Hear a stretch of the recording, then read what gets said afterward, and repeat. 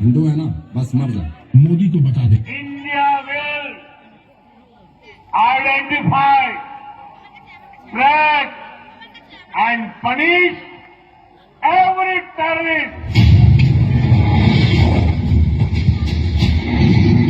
আমি পিছনে ঘুরে দেখি স্বল্প দূরত্বে একটা লোক একজন জানে শেষ করে দিল, সব শেষ।